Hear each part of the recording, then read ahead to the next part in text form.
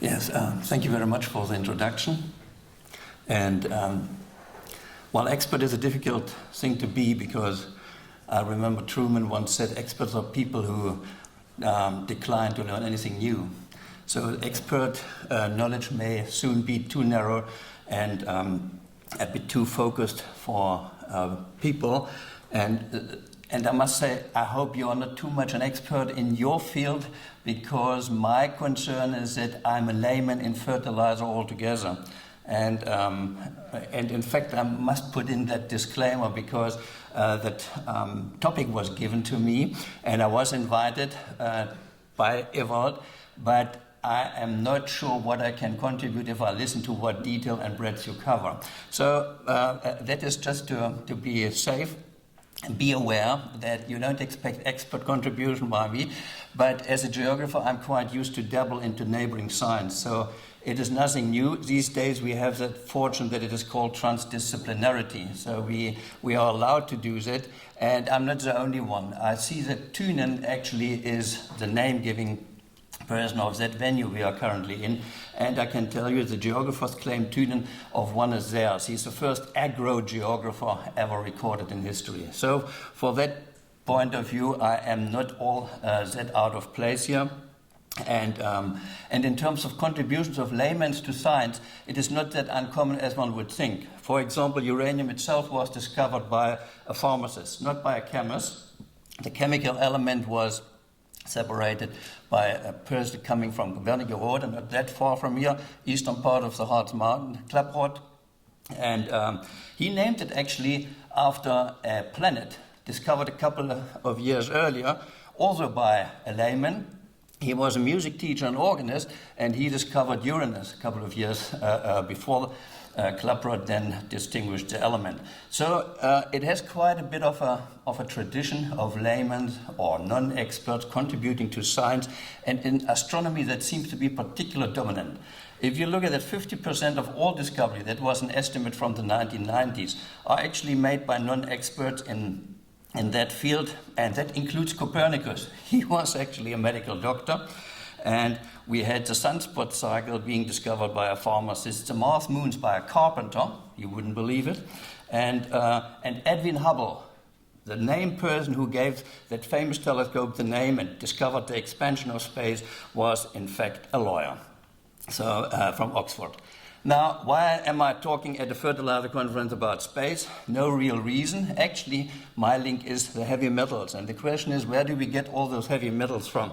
I don't venture into the minefield of giving a definitions. Heavy metals have at least 6 different definitions, and I don't believe anyone is good enough to really stand the test. The most common one is everything in the periodic table, which has a bit more of a density than 5 or 6, depending on taste. Now, where do they come from, those heavy metals? If we have, out of 91 elements, we have 66 being heavy metals, according to that definition, then we must be aware that all of them actually come from not only the Big Bang, but from hydrogen, and hydrogen only formed about 300,000 years after the Big Bang, and then it took another 6 billion years before the first heavy metals were created. Meaning we had now the first stars already dying, burning up and collapsing and merging into each other, and it is this huge amount of energy that was needed for forming what is now a problem on Earth. For example, uranium. To keep those protons, all of them are positively charged, 92 of them in a very small nucleus, requires such an amount of energy that only 2 merging neutron stars collapsing can do that. And as a consequence of such a huge amount of energy being needed, you see uranium is sitting actually in terms of cosmic abundance at the very low end. We have it sitting right here. That is where hydrogen sits, dominating, and that is all, make no mistake, that is logarithmic scaled. So, and we are orders of magnitude, several orders of magnitude differences between hydrogen, for example, and uranium. In terms of cosmic abundance, that was now not wanted. In terms of cosmic abundance, it is also interesting that uranium would be more valuable than gold. So normally price is determined by how common a mineral is, and uranium is as you can see, actually somewhat less abundant in the universe than gold is.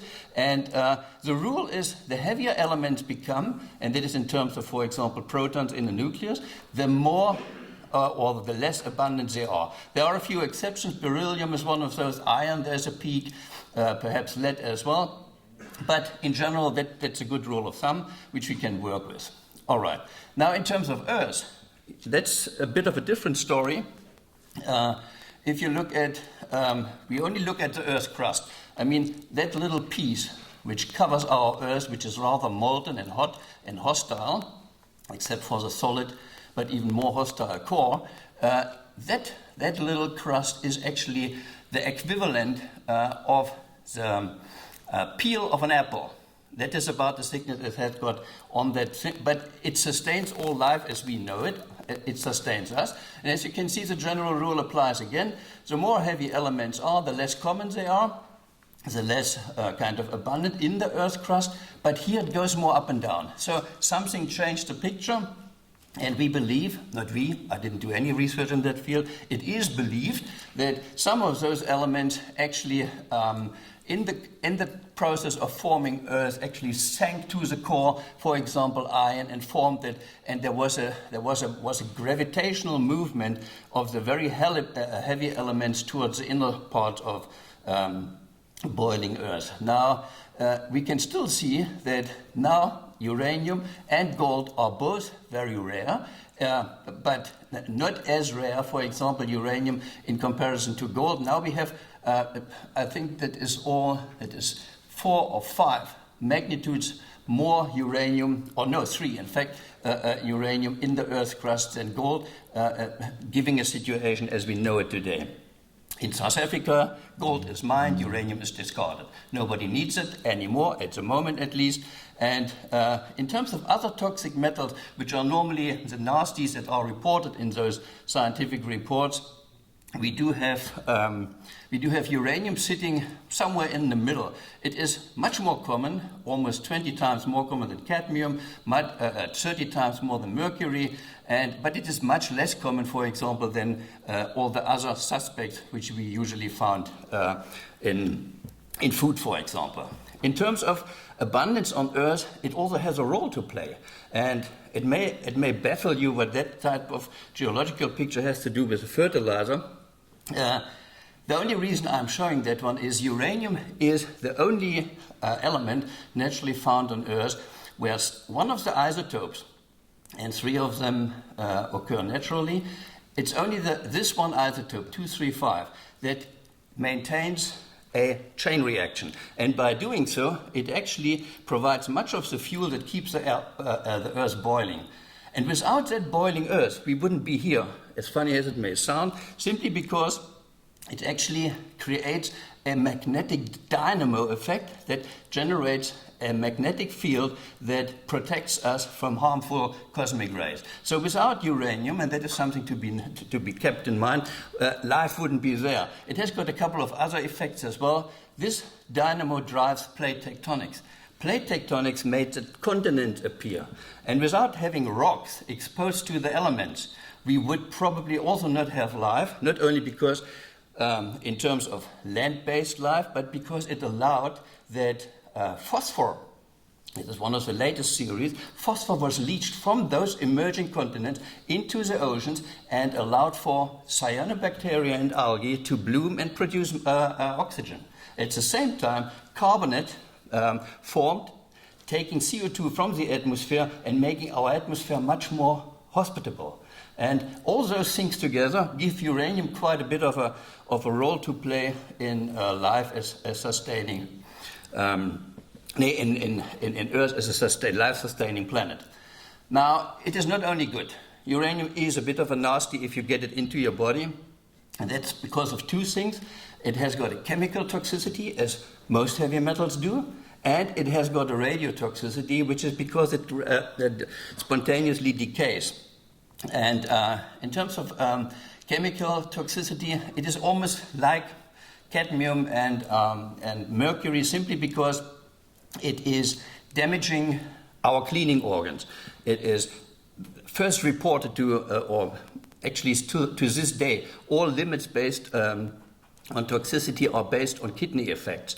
For example, that's by the WHO. But since the 1990s, mid-1990s, we also know it attacks the brain. One of the reasons it was found that in veterans, for example, of the first Gulf War, we had something known as a Gulf War syndrome, and it could be shown that those with those uranium shrapnels in their bodies, they had decreasing performance in cognitive tests. The higher the urine levels of uranium were, the lower they scored in those tests. So brain is affected. We also know it mimics estrogen. It is an endocrine disruptive compound, as they are known now, and many other things. So it's a nasty thing, and let's say the uncertainty relating to the toxicity is perhaps good illustrated if you look at what the WHO did with the guidelines. It's one of the very few elements where guideline values were less stringent, made less stringent than they've been, raised from 2 to 30. When the WHO had 2, South Africa had 4,000 at the time as tolerable for human health. The EU currently is at 10. Germany said it should not be more than 2 in baby-safe water. In terms of radiotoxicity, and I must be careful to not getting sidetracked here, it is not really a big issue, they say, simply because it's an alpha emitter and it has a long half-life. 4.6 billion years, and only half of the radioactivity is left. Meaning in a human lifespan, there's very little events of radioactive decay. So that doesn't make it a big threat.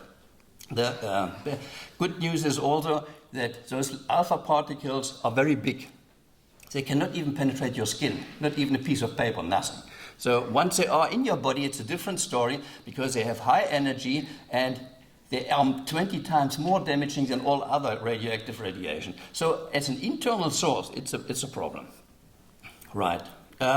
If we look at all those, or most of the heavy metals which you found in your screening surveys of environmental agencies, then those tolerable daily intake values indicate, and that is what I printed here, indicate that toxicity is actually rising the less abundant they are. For example, for mercury, it's only 0.15 microgram per kilogram body weight and day you are allowed to take in.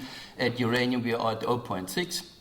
And so on. So toxicity-wise, it is a problem compared to some of the essential elements, stuff we need, that is, of course, orders of magnitude lower.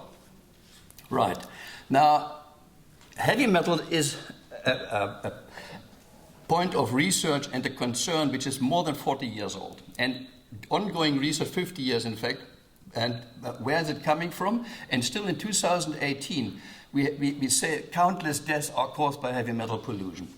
Now, where is it coming from? For example, a very infamous event was Minamata disease in the 1950s, where we had mercury being incorporated in fish. It came from a chemical factory, killing close to 2,000 people. That is by 2001, maybe 2,000 by now already. Another problem from Japan, cadmium caused the itai. In Japanese it hurts, that what it means, softening of bones, and that was taken up by, for example, rice irrigated with polluted water. Lead is a huge issue still to this day, mainly third world countries and, let's say, emerging economies, as you can see. South Africa sitting here right in the middle, and there are plenty of sources. It is not only fertilizers. Lead is, for example, contained in paint. Up to 5 years ago, we had it still in petrol in South Africa. So there are plenty of sources, even water pipes, that are problematic here. And cobalt, for example, something we all need in our cell phones, increasingly for electromobility, etc. Cobalt is a big problem in Central of Africa, where 80% of cobalt is mined at the moment. So heavy metals in general have still quite a role to play. And what is now the role of fertilizers and all of that? And my definition as I found it, and I don't admit, I still look at Wikipedia, even so it has got a bit of a snub on, and nobody kind of admits to that anymore. I did. And Wikipedia told me it's a chemical or a natural substance added to a soil or land to increase fertility. Now, again, I took a lead from this conference and I looked at those main type of fertilizer constituents, which apparently are at the core of what fertilizers used to be all about, and it's nitrogen, phosphate, potassium. And then I was just interested, what are the issues related to them? For me, I did a bit of, for my own education, what are the natural sources and things like that. Environmental issues to nitrogen do not really relate to the problem at hand. We do have problems. Nitrogen, for example, is related to fine dust these days. Big discussion in Germany because of the diesel. It's not only those engines, it is also agriculture apparently that contributes to that. In terms of phosphate, that's a different story. Phosphate, we had the first suspect made out here because now we had, for example, sewage sludge. We had rock containing phosphorus, and we had manure also being applied. And potassium seems to be, of those three core constituents, the one with a less damaging or the least damaging impact, only related to mining potash, which is a bit of an issue. But in terms of those, let's say, sources of potential heavy metals, cadmium, uranium, I explored the three sources given above. And the first one would be now maybe to understand where is heavy metals, once applied, where's it going to? What's the environmental fate? And in terms of agricultural systems, soil will be the interface of interest. And we, of course, have the parental rock, the geological background, if you wish, where uranium sometimes is already introduced into the system, but also other heavy metals, depending on the type of parent material. Granite, for example, can contain up to 10 ppm. Uranium and also other heavy metals. And then, of course, you have a couple of factors looking at how much of that geological background is going into the soil. And then you have your fertilizers coming in, and there it will depend what type of fertilizer are you using. Is it organic? Is it mineral phosphate fertilizer? And the rate of application, duration, etc. pp. And of course, it will depend on how much can this soil retain, and that depends on absorption capacity, organic content, clay content, etc. You have the heavy metal type. Important in what species, what is the chemical form? Is it a neutral one? Is it a complex? Is it an element? Is it a cation? And this type of thing. And then, of course, there is that removal from the system, and that is by plants, mainly through the roots, then going up into the plants, and that of course is again depending on how soluble are those heavy metals, how bioavailable, and what type of plant. We're talking about of hyperaccumulators, some even excluding those things, having mechanisms to avoid pollution, etc. But that needs to be understood because that is actually where it links to us eating those plants and then being exposed to some of them toxic heavy metals, and health effects depend on how much is in the of those heavy metals are in the plant, what is the type and the species. Again, for example, if you have a uranium phosphate, uranyl phosphate, that is reputed to do much more damage, for example, than a uranyl carbonate, which is often neutral and passes through the organism without doing much damage. Rate of intake, duration, vulnerability, are you old, are you sick, are you a child, and this type of thing. And then, of course, we have some of the stuff leaching out into the groundwater, and that is a whole complex also impacting on how bad this is. And that is climate-driven, field capacity, what's the water balance in the soil. We have the soil texture, grain size distribution, chemistry, etc. So that is all quite complex, and I want to give you one example where only natural uranium was found to actually cause a significant increase in leukemia levels in an exposed population. That is South Africa, as it is written there, and that's Namibia, that's the southern Kalahari. It's very dry there. And what you can see is we have uranium sitting in the rocks. These rocks are aquifers that are tapped into by boreholes, those windmill-driven boreholes, and then that water is mainly used either directly by people living there, or it is the source of water for sheep farming, extensive sheep farming, and those values here is concentrations in microgram per liter, or ppb. The highest levels we found. So that would be translating into 22 milligram uranium per liter. That is quite a lot, given that it should be only 0.3 microgram per liter in the natural background. So, and everything in those nice pink colors shows, if you look at from an accumulation point of view, that is extremely polluted according to the geoaccumulation index. And it's not only the water, it is only once it gets into the sheep and we eat the meat, that even that meat is polluted well above any permissible level, and it contributes to a large extent. It's not a major contributor, that's still drinking water, but to a large extent to elevated levels in receiving humans. Sewage sludge, sorry for that, that was a bit too quick. Sewage sludge as the second main source of fertilizer is mainly derived from our inhabited areas. It's from cities, it's from densely populated and often very impenetrable built-up areas. And what we have here is, we have, for example, lead being enriched, as I say, in third world countries, often from petrol. We have water pipes, we have car batteries, we have cadmium coming, for example, from gutters, but also from zinc pipe and car tires. Abrasion of car tires releases a lot of cadmium. All of that is flushed in drainage systems, in urban drainage system, and ends up sooner or later in our sewage works. And we have copper, we have even in some instances mercury, and that is rather rare uranium, not in South Africa, so because some of those urban catchments are actually impacted on by dust-blown wind from nearby tailings containing a lot of uranium, and that is shown in that example. Everything yellow is a Witwatersrand gold mining area. That is the areas you've seen earlier where we have natural uranium deposits not being tapped into, but water is pumped from them. And if you analyze the sludge of those communities, then you see that is a concentration of uranium in those areas. And it goes up to 74. That was the highest value we measured. And you remember it was about 2 ppm, which we found on average in the Earth's crust. So it is quite an enrichment only because of those sewage sludge processes. Now, going from sewage sludge to manure, manure is well researched in terms of heavy metal loads and applications and also associated risk. And there's quite a new study in 2017 where they ranked heavy metals according to the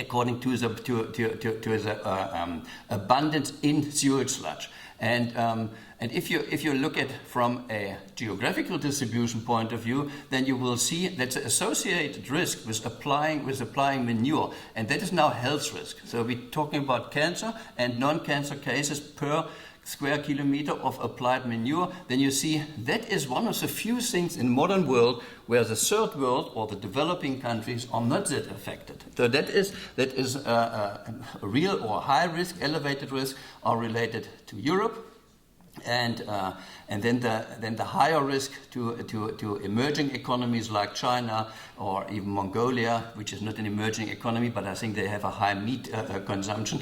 And that is what we found earlier as well. Meat consumption, manure application, and associated health risks all go together. It is a bit of a curse of the wealthy, if you want to, that manure is widely available and also used. So associated risks are quite significant in some instances. In terms of cancer, it is blamed to almost 50% of all cases on mercury. In terms of non-cancer, they say zinc is most problematic. Now, the third part of getting uranium onto the field and into the food chain, it comes from mineral phosphate. We heard it a number of times. Morocco with 75%, and in 10 years' time, it may be over 80, holds the major mineral reserve on that one. And it's actually not really Morocco, it's Western Sahara. So they are claiming actually areas which are contested politically. And if you look at how the use of phosphate mineral fertilizer developed over time, then it's mainly after World War II that it replaced all those natural sources like guano, human excreta and manure, and skyrocketed, if you wish, with a little dip in the 90s, and then we had it peaking here. Whether it really is a peak phosphorus or not, we heard alternatives are available to run it into a cycle. So all this discussion, that hyped up discussion about peak phosphate, may not be kind of justified, but it's still interesting to see, because that also means a problem was created which Ewald and his team very early on addressed, and that was before it became fashionable actually. And I don't really know whether it was ever really fashionable to address it, simply because we had already in 2000 the FAL starting, for example, collecting samples from all over the world. I will come to that one a bit later, and analyzing for uranium. Well before Foodwatch made a big media campaign in the whole of Germany and addressing the issue.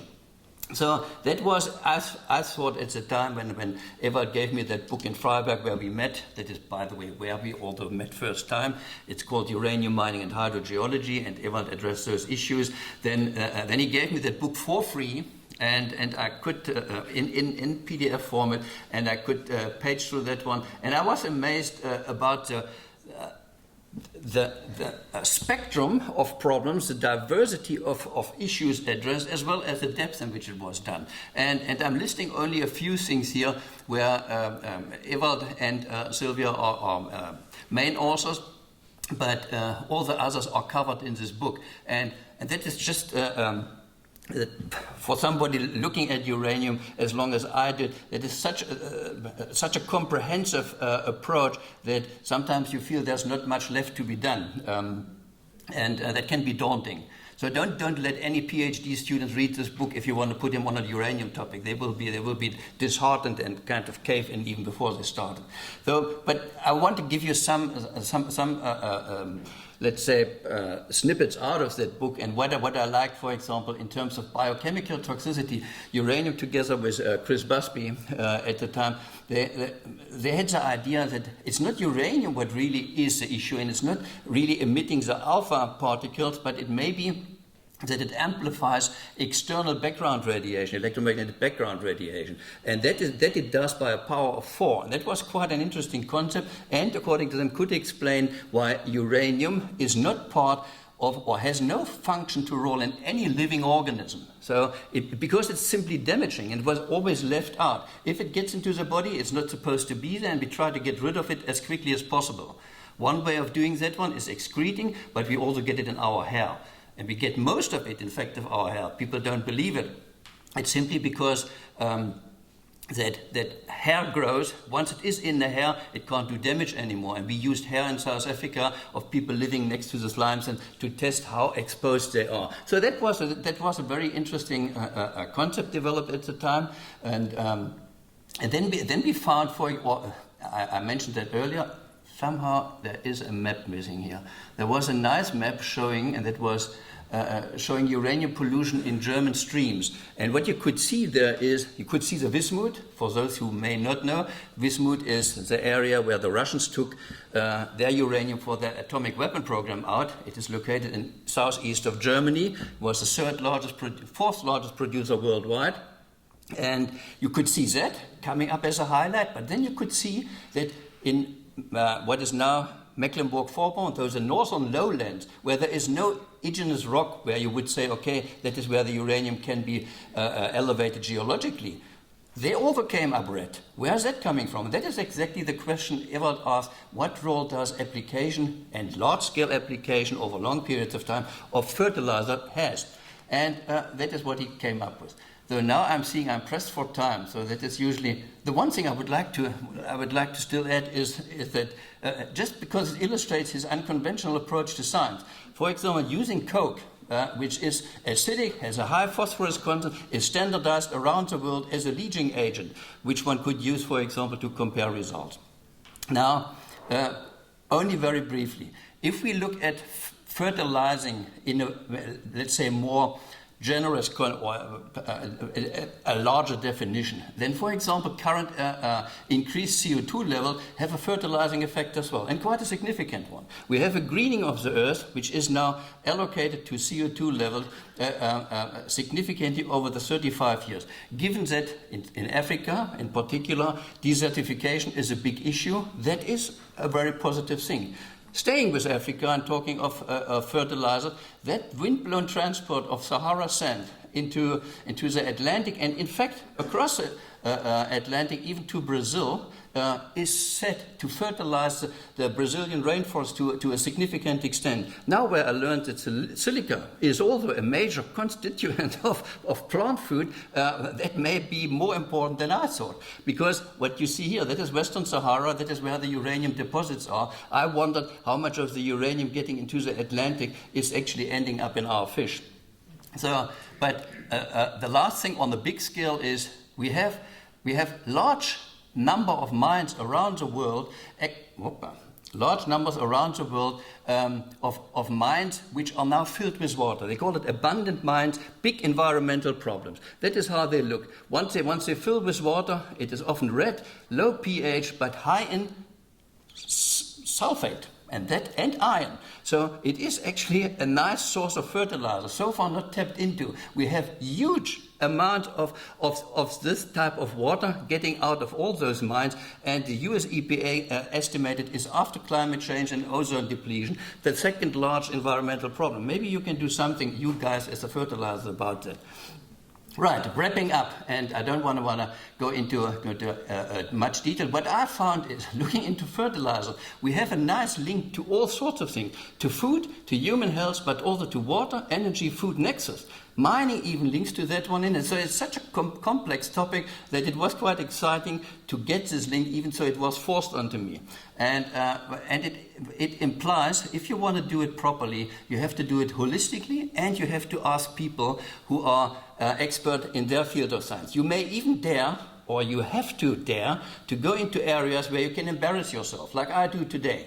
Of course, you will say that was rubbish, but in doing so, you kind of explore new balances where you can maybe find area for collaboration, and your reward is that you find better solutions, new solutions to all problems, and that is what Evert and what also Sylvia did. And they not only encouraged it, and they lifted themselves in. If you look at their work, and they cultivate curiosity, even beyond disciplinary limits, as I say, and part of their anticipating research is only due to this fresh approach. And what I also like, and that is on a personal note, is in academia, where it's all about building reputation and being seen as somebody, they remain unpretentious and honest. So thank you very much for that.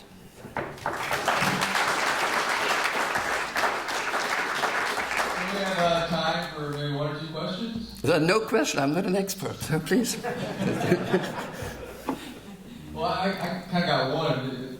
When you first started out, you said like heavy metals, based on definitions, that the whole periodic table would be considered heavy metal. It is in fact that even if you go to a very strict definition, it's still 66 elements which qualify for a definition, for a rather narrow definition of heavy metal. So most of our elements are heavy metals. They make up, as I say, almost 3/4 of the periodic table, but only 5% of the Earth's crust. So they are big in diversity and numbers, but in terms of real problem, real occurrence, they're rather small. So. Fascinating, actually, because I always think of chromium, cadmium, and that was lead, it. That was fun. Uranium. That's about it.